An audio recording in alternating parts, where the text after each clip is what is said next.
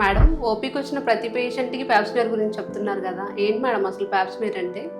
ఇండియాలో ఆడవారిలో వచ్చే క్యాన్సర్లో cervical cancer second most commonest cancer. So ఈ క్యాన్సర్ యాక్చువల్గా డెవలప్ అవ్వకముందు 10-15 ఇయర్స్ ముందుగానే సెల్స్లో కొన్ని చేంజెస్ కనిపిస్తాయి. సో ఆ చేంజెస్ని డిటెక్ట్ చేయడానికి చేసే సింపుల్ టెస్టే ఈ ప్యాప్స్మియర్ టెస్ట్. ప్రతి ఒక్కళ్ళు చేయించుకోవాలా మేడం? ఇప్పుడు నా ఏజ్ 32 ఇయర్స్ మ్యామ్, నేను కూడా చేయించుకోవాలా?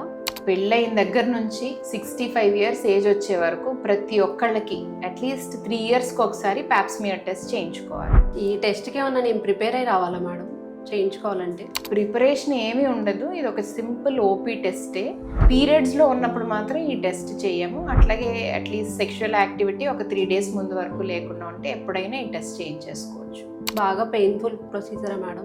It's just a simple OP procedure నేను చెప్పినట్టుగా. సో ఇదో చిన్న బ్రష్ ఉంటుంది ప్యాప్స్మియర్ టెస్ట్కి, కిట్ ఇది. ఇదో సైటో బ్రష్ అని. సర్విక్స్ సెక్రీషన్స్ జస్ట్ స్మియర్ చేసేసి ఇది ఫిక్సేటరీ లిక్విడ్లో వేసి పంపిస్తాం. ఒక 5-6 డేస్లో రిపోర్ట్ వచ్చేస్తుంది. మేడం ఇప్పుడు మా పాపకు 7 ఇయర్స్ మేడం, దానికి సర్వైకల్ క్యాన్సర్ రాకుండా జాగ్రత్తలు ఏమైనా తీసుకోవాలా మేడం? సో 9 నుంచి 14 ఇయర్స్ మధ్యలో ఏజ్ గ్రూప్లో ఉండే బాయ్స్ అండ్ గర్ల్స్ ఎవరికైనా సరే సర్వైకల్ క్యాన్సర్ వ్యాక్సినేషన్ తప్పకుండా వేయించాలి. 2 డోసెస్ ఆఫ్ వ్యాక్సిన్ ఇవాళ ఒకటి వేస్తే 2 months తర్వాత ఇంకొక వ్యాక్సిన్ వేయించాల్సి ఉంటుంది. సో దీంతోనే రేపు ఫ్యూచర్లో సర్వైకల్ క్యాన్సర్ రాకుండా ప్రివెంట్ చేయొచ్చు.